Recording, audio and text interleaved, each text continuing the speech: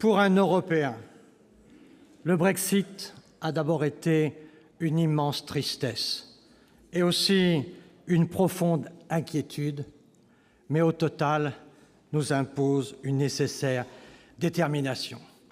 Une profonde tristesse de voir l'actualité bousculer l'histoire, de mesurer le rejet du bilan de l'Europe. Combien de marathons, combien de sommets, combien de bilatérales, combien de séances du Parlement européen, combien de tout petits pas faits par des très grands hommes.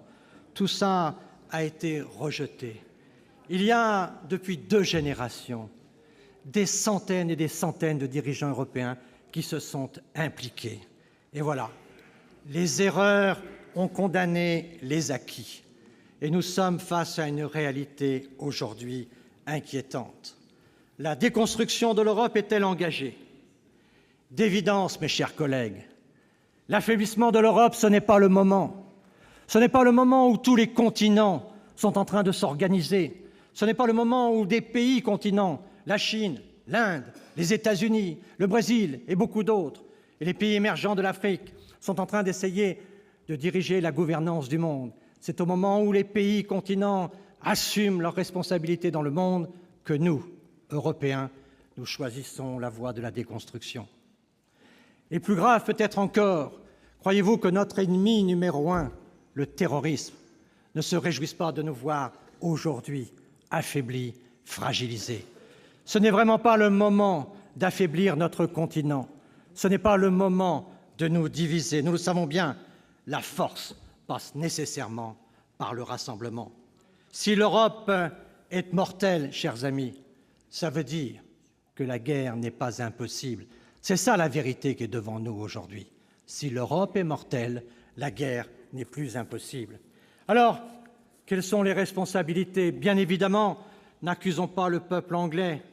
La démocratie aussi est très fragile, nous le voyons ici même. Les Européens, les pro-européens, ceux parmi lesquels je me sens, ces Européens ne sont pas innocents de ce malaise. Ils n'ont pas su ni réformer, ni convaincre. La réalité pour les peuples, c'est que Lisbonne n'a pas changé Maastricht. Et si nous sommes aujourd'hui dans cette réalité, c'est qu'au fond, malgré les efforts, les réformes constitutionnelles que nous avons inventées, quand on a décidé de faire en sorte que le président de la Commission soit nommé par le Parlement, comme beaucoup de premiers ministres le sont dans l'Union européenne, cela n'a pas suffi pour convaincre l'opinion publique que la construction européenne avait des fondements démocratiques. Dans cette situation, comme disait Saint-Exupéry, il ne faut pas être responsable et désespéré.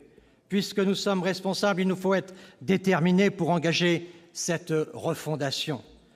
Il faut le faire sans perdre de temps. Vous l'avez dit, Monsieur le ministre, il faut aller vite. Quelles sont les nécessités de la refondation? D'abord, choisir le langage de la vérité. Il y a beaucoup de mensonges sur l'Europe. Le premier mensonge des responsables politiques partout dans l'Union européenne, c'est de ne pas assumer. L'Europe, c'est nous. L'Europe, ce n'est pas les autres. Et quand un ministre de l'Agriculture perd un arbitrage, ce n'est pas la faute des arbitres, c'est la faute de nos propres responsabilités. Et ça, c'est vrai pour la droite comme pour la gauche. L'Europe, c'est nous. Et quand on négocie mal l'organisation, par exemple, de la Direction générale de l'agriculture à Bruxelles, il ne faut pas s'étonner qu'ensuite on puisse perdre des arbitrages en matière agricole.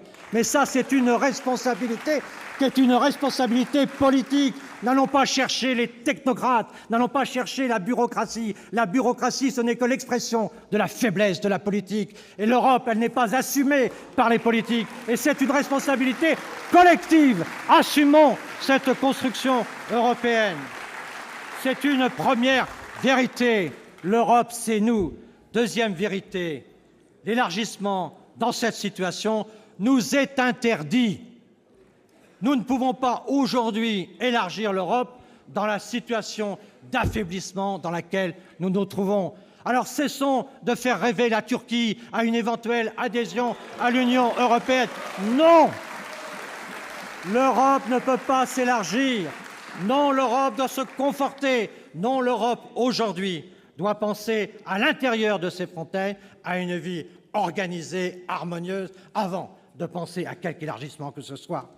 Troisième contre-vérité, l'Europe n'est pas fédérale, c'est une coopérative. Et le pouvoir en Europe n'est pas celui qui a la plus grande créativité, n'est pas celui qui va imaginer la plus grande proposition. Le pouvoir est à celui qui est capable de faire partager par les autres ses propres propositions. Ce n'est pas un pouvoir déclaratif, c'est un pouvoir d'influence. Là est le talent, savoir rassembler. C'est cela, ce langage de vérité qu'il nous faut tenir. Et donc il ne faut pas dire « je vais à Bruxelles pour tenir un discours, ceci ou cela ». Non. Qu'est-ce que disent les Allemands? Qu'est-ce que disent les Italiens? Qu'est-ce que disent les autres? Qu'est-ce que vous avez fait pour convaincre? C'est cette capacité-là qui est celle qui offre un véritable levier pour faire bouger l'Europe.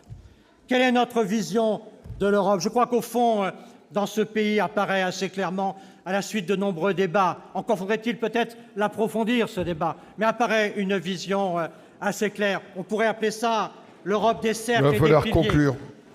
L'Europe des cercles et des piliers.